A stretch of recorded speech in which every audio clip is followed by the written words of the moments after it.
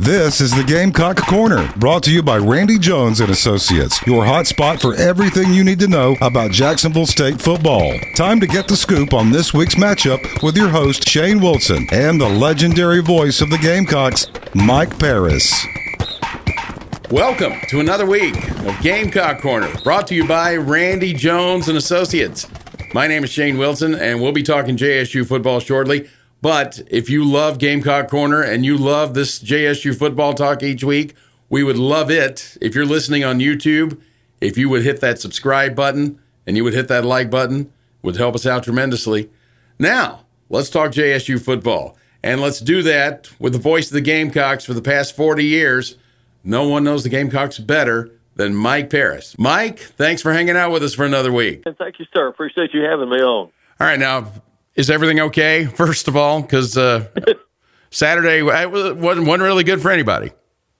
No, a tough night last Thursday, I tell you what. Some of the things that I'll say concerned me going in, especially from a defensive standpoint, some of that came true in the opener against Coastal Carolina. And I got to tell you, I thought we'd be a little more efficient on offense than what we were, but we struggled at times to move the ball.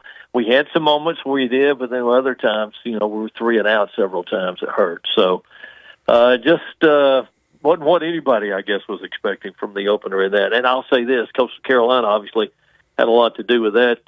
To me, they looked like they were mid-season playing Game 5 or Game 6 the way they played, and just control both sides of the football, the line of scrimmage on both sides. And if you do that, normally you win a football game. That's absolutely true. Now, you're regrouping, you're retooling, you're figuring out where everything went wrong. But if you're Rich Rodriguez, were there any silver linings? Was there anything that you could take from that game and think, okay, this is something to build on?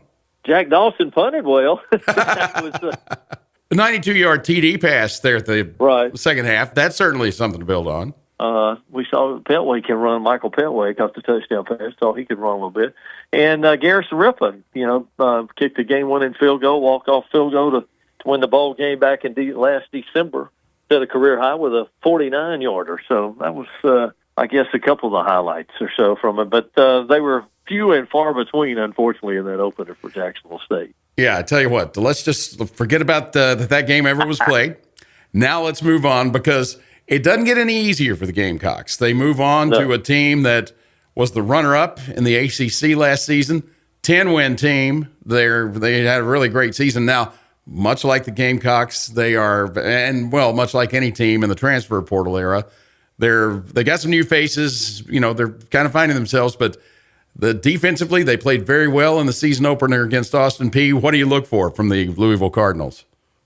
Typical, I guess, Power 4 opponent, when you line up against one of those guys. And with Florida State and Clemson 0-3 combined to start this season, you wonder, they're picked in, I think, the top 5 of the preseason out of, 18 schools in the league. So Jeff Brom is known as an offensive coach. They put 62 points on the board last week against Austin Peay. Starting quarterbacks, the guy transferred in. He's he's what some people refer to as a super senior, 6-7 year guy. Started his career at Oregon, played some there, and then went to Texas Tech, and 3 years there, and now at Louisville. He started off in great fashion last week. And Corey Brooks, they got an Alabama transfer at wide receiver, caught a couple of touchdown passes last week. 2 freshman running backs were outstanding in the game last week. One of them set a Louisville record for most yards rushing in a debut game for a freshman. So, and then defensively shut out Austin Peay and had 14 tackles for losses and 7 sacks. So, yeah, it doesn't get any easier come Saturday for Jacksonville State. Now, health-wise and injury-wise, how are the Gamecocks looking? As far as I know, everything is good. That was, one aspect that came out okay in that one. Just as usual, guys with bumps and some bruises and whatnot, but overall I think came out in pretty good shape from last week's game. All right, well, 1:30 pregame on Saturday, right? 2:30 kickoff. Mike, thank you for hanging out in the Gamecock Corner with us this week. Hey, I appreciate it. Maybe we can find us a thoroughbred at Churchill Downs while we're there. And make some noise that way. Thank you, man. Appreciate it. Don't forget, pregame from Louisville when the Gamecocks take on the Cardinals on Saturday is 1:30 Central Time, 2:30 kickoff. and we've got it for you on 102.9 WKXX. Thanks for hanging out with another week of the Gamecock Corner, brought to you by Randy Jones and Associates. By the way, if you're listening and watching on YouTube and you like what we're doing, click like, click subscribe. We'd very much appreciate that. And we'll be back next week with another edition of Gamecock Corner. Hope you'll join us then. Hi, I'm Randy Jones, your hometown trusted choice insurance agency.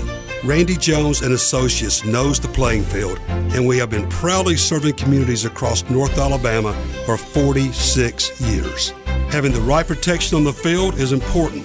The RJA team of experienced agents will help you find affordable, customized insurance coverage for your family, business, and future. Stop by a local Randy Jones Associates office for a free, no-obligation quote or complimentary policy review. Join us next week for the Gamecock Corner, brought to you by Randy Jones and Associates, a production of WKXX Sports.